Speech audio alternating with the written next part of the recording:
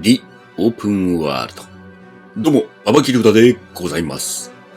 今回はパート1から3にかけてお送りしたおすすめオープンワールドのリメイク動画総集編第1弾。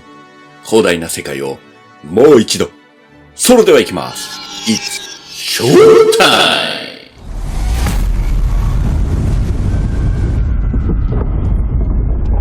機械生命体をハンティングするのが面白いオープンワールドといえばこれ。ホライゾンゼロドーン。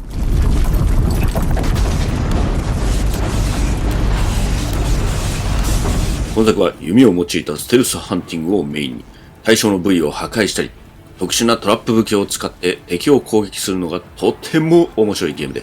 戦略性に対して非常に自由度を求めれるゲームなのだが、ただこのゲームはそれ以外の部分にも魅力を感じれるオープンワールドとなっていた。例えばこのゲームではプレイを進めることによってスキルを自由に解放することができたり、機械生命体を乗り物にしたり、一緒に戦わされるといったことも可能としていた。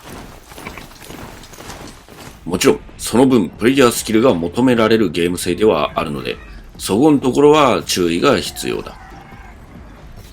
ちなみにマップの大きさは他オープンワールドと比べ若干小さいと感じる。やり込み要素も少し物足りない感じとなっている。会員と招待客のみ入ることができる。招待されるには？お前は未開の東部からはるばる来たんだろう。我らの狩り場をいくつか見かけたはずだ。ただ今作はメインストーリーがとても濃厚な作品なので、そういった部分をストーリーで補っているようには感じる。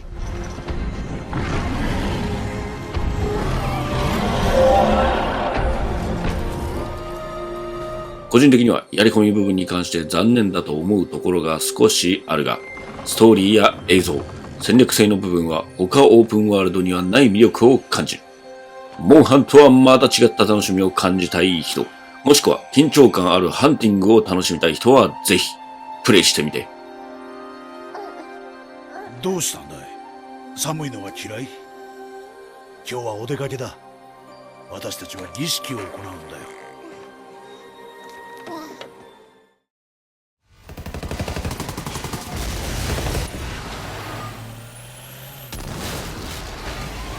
協力プレイで自由な攻略を楽しみたい人におすすめのオープンワールドといえばこれ。ゴーストリコンワイルドランズ。このゲームは攻略に対してとてつもない自由度を見出している TPS で、どのボスを狙うか、どういった制圧をするかは全てプレイヤー次第となっている。結局アメリカ人はコカインを撲滅させようとして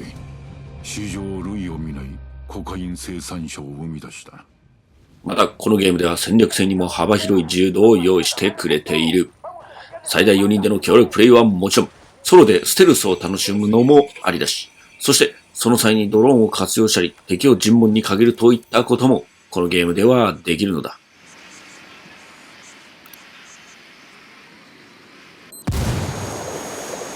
ただこのゲームは全体的に同じことの繰り返しが多いため、ソロもしくは2人でプレイすると割と飽きやすいと感じる内容となっている。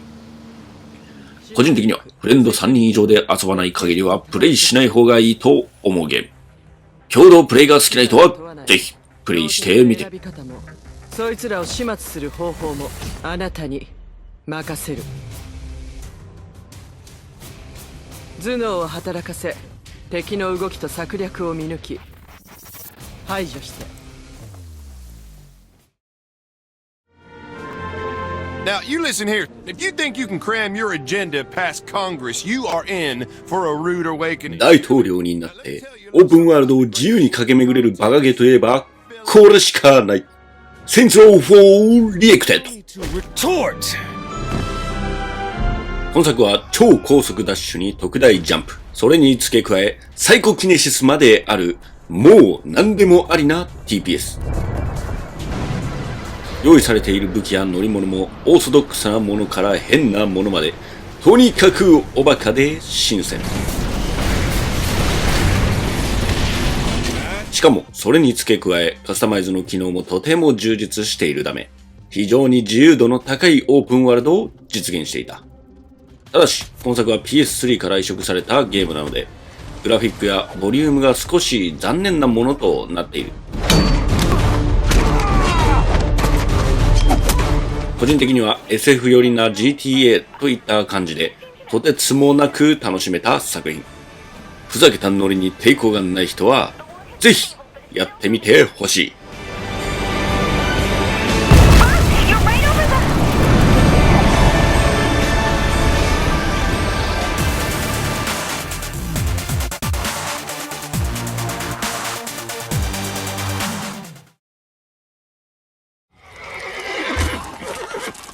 大丈夫だろうち。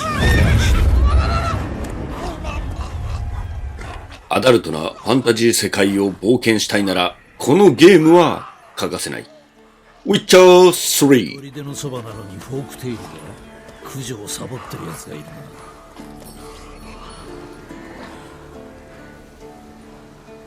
このゲームはバガボンド的要素が強いオープンワールドで、選択肢や広大な世界を旅するといった部分に自由を設けている作品だ。女性を見たか答えろ。先日馬に乗った貴婦人が村を通ったらしい。サブクエストはもちろん、何通りか用意されている選択肢、そしてオープンワールドの醍醐味ともいえる寄り道要素。これら全てが中毒性を持ち、アクション RPG としての面白さをより一層引き立てていた。そして今作にはその他にも探索時に探偵要素を設けているため、探索をより詳細に面白いものとしていた。個人的にはファストトラベルの使いづらさ以外は、どこをとってもオープンワールドの良さを実感できるゲームだと感じる。モンスターハンターとして生きるも、エッチな酒場で飲んだくれるも、全てはプレイヤー次第。とりあえず長時間遊びたい人は、このゲームをプレイしてみて。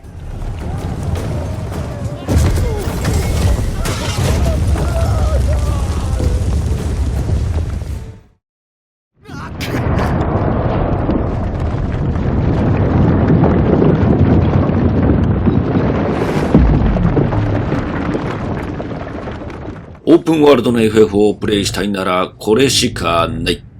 ファイナルファンタジー15。今作は広大な世界を仲間と車で移動し、様々な場所で写真を撮ったり、キャンプをするのが醍醐味となっているゲームで、正直冒険というよりも旅行感覚が強いと感じるオープンワールドだ。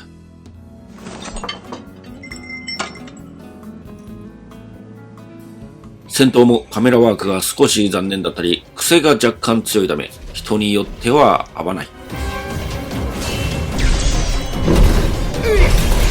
また、今作はオープンワールドを謳っているにもかかわらず、ストーリー中盤からはほぼ一本道の展開になってしまう。なので、個人的にこのゲームは、オープンワールドを今までプレイしたことがないという人にぴったり合う作品だと感じた。未完成の純オープンワールドと言われればそれまでではあるが、ただそうは言ってもやはり FF ブランドということもあってか、演出に関してはものすごい作り込みで、他オープンワールドでは見れないハイクオリティを実現していたのは確か。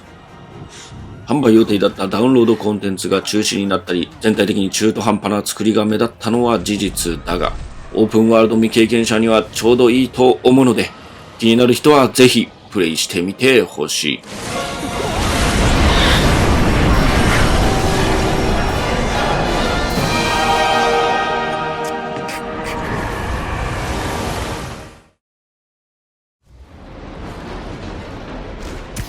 届きそうだったのに、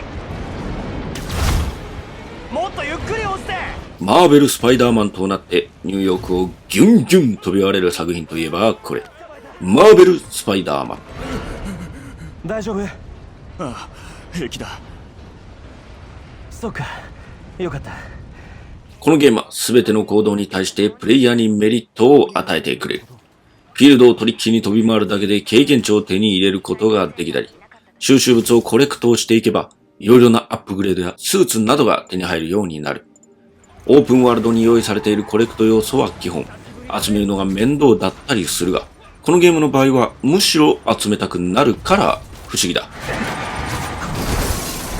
ただ、ゲームを開始して最初の頃は、戦闘や操作面でやや苦戦すると感じるので、そこだけは注意が必要だ。また、オープンワールドとして見ると、ストーリーやフィールドがやや短い&狭く感じるかもしれないので、人によっては物足りないかもしれない。個人的には、グーの根も出ないほど面白かったオープンワールドの一つで、ぜひともプレイしてもらいたいゲームの一つ。とりあえず、MJ が可愛い。どこに置けばいい？もうソファーで平気。また後でね。うん。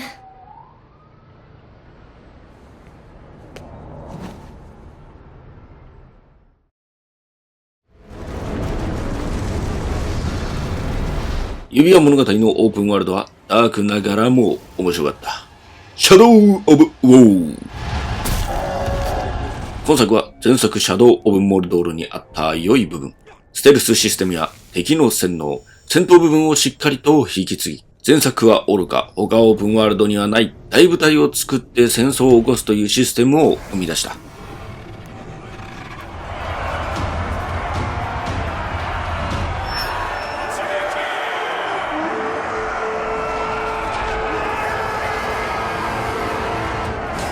もちろん、ブラッシュアップされたのはそこだけではない。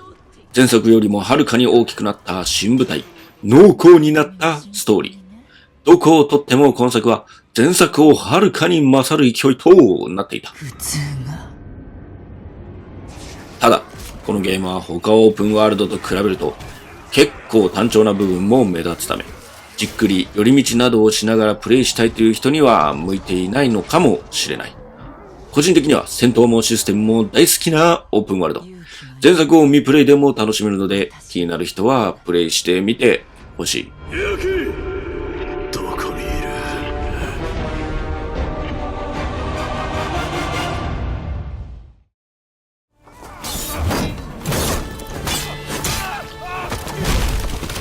ステルスで人気が出たオープンワールドが堂々の3位を獲得。アサシンクリードオデッセイ。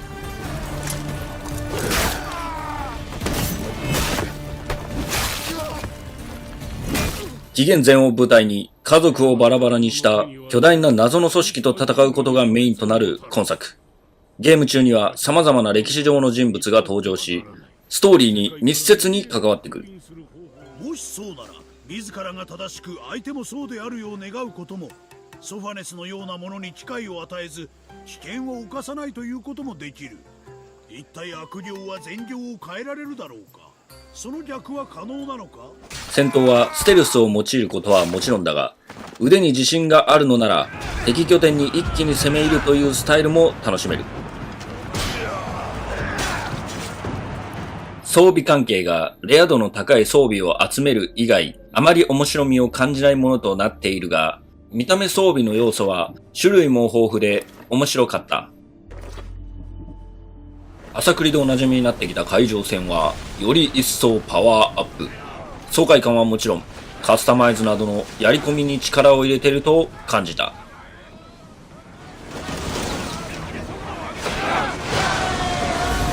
やり込みはサブクエストに加え人探しのほか闘技場、傭兵との戦いなどがある。サブクエストはメインストーリーに負けないほど濃厚なものも多く、場合によってはロマンスが発生して面白い。俺もだ。初めからずっと。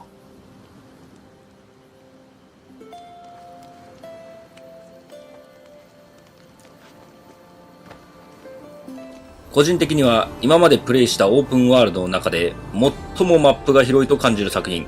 探索ではなく旅行好きなプレイヤーにおすすめしたい。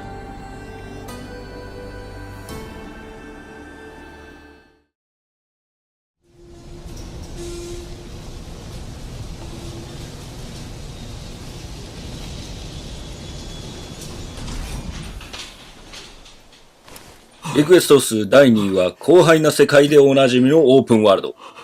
フォールアウト 4！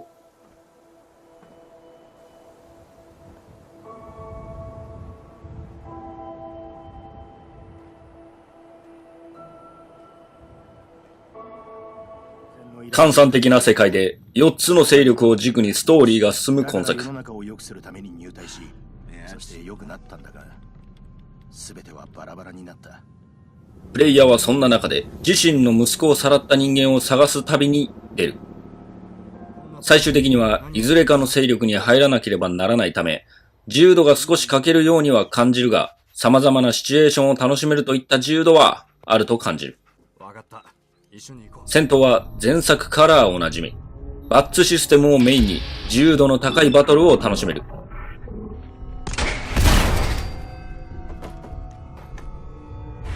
武器の種類もプレイヤーそれぞれのプレイスタイルに合わせると言っていいほど多く、カスタマイズも非常に自由度が高い。自分で最強武器を作るといった楽しみがあるのもこのゲームの魅力。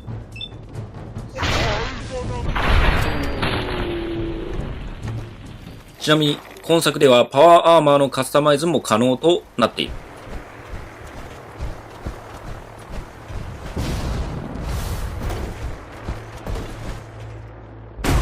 やり込み要素はキャラクリ、膨大なサブクエなどなど、オープンワールドでよく見るものはもちろん、今作にはクラフト要素なども用意されている。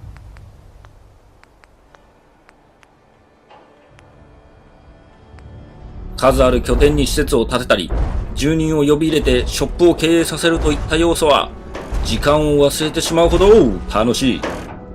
個人的にはロードの長さ、バグ、パラメーター振り直しがないことなどに対して少し残念だと感じるが、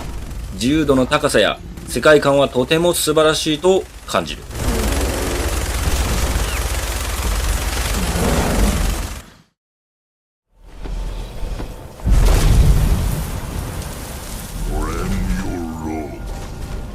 よく来た、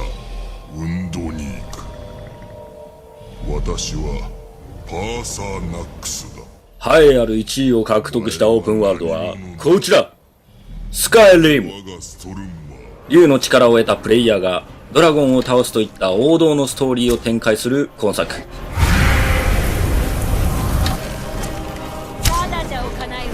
メインストーリー自体は約30時間で終わる代物ではあるが、このゲームにはメインに負けないくらい大規模なクエストがいくつか用意されているので、飽きが来づらいよう工夫されている。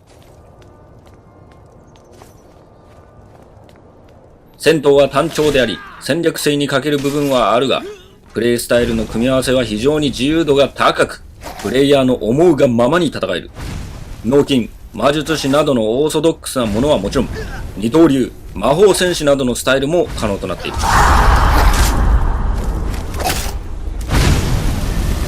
やり込み要素は膨大なサブクエスト、いろいろな種族が選べるキャラクリに加え、結婚、